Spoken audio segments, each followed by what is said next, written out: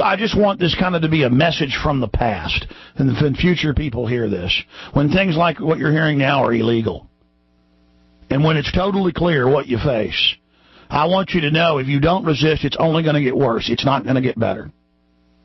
And you will realize that you're the leaders, and you will realize that it's up to you to take action with God's help when you're really against the wall. So this is my message to you in the future. A lot of people came before me, and I'm here, and I came before you.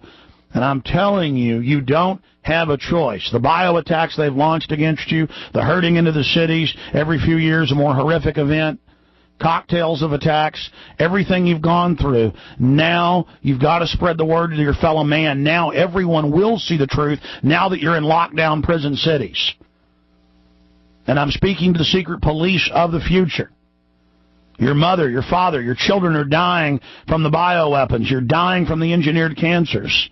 I know that information is restricted to you now, but in our age, we were able to access that information before it had been erased. There was once a time of goodness. There was once a time of wholesomeness. I know many of you in the future will, at many levels, not even be able to consciously understand what I'm saying, or will be emotionless because you've been given the vaccines to, quote, cure you from drug use that attacked the areas of your brain associated with endorphin absorption. And so many of you have been lobotomized, but you can pray to God, and God can heal anything. I'm sorry that we didn't fight hard enough for you, and I'm sorry that we didn't do everything we could, but I want you to know I tried. And I prayed every day that God would make me stronger and make me not be such a weak, pathetic blob. But we were decadent. Our forefathers gave us such a great country and so much liberty that we became drunk on it.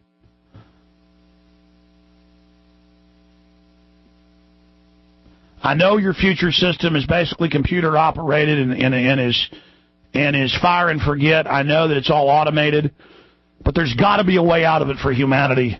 There's got to be a way out of it. If you could even understand me, I know the language has been changed drastically, and I know access to what the language previously was has become restricted. But please research. It was once better. It was once freer. If you're listening to me 20, 30 years in the future, and there's only a few 100 million of us left, just please fight against the New World Order. You'll find your enemies. You'll find the people that constructed this. You'll find them in their compact wilderness retreats. That's where you'll find your enemies. That's where you'll find the people that did this. In the future, they're going to become so arrogant, they're basically going to even forget about the people in their extermination centers. And there's got to be some way for people within the system who've got enough power, who are outside the automated grids, to be able to somehow resist this. Again, I know it's hard for you in the future to even understand me. By the way, folks, this isn't a joke or a game, people here in the present hearing this. This is what's going to happen, you buffoons.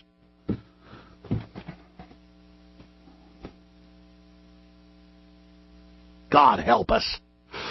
Why did it have to be like this? Why did we have to have...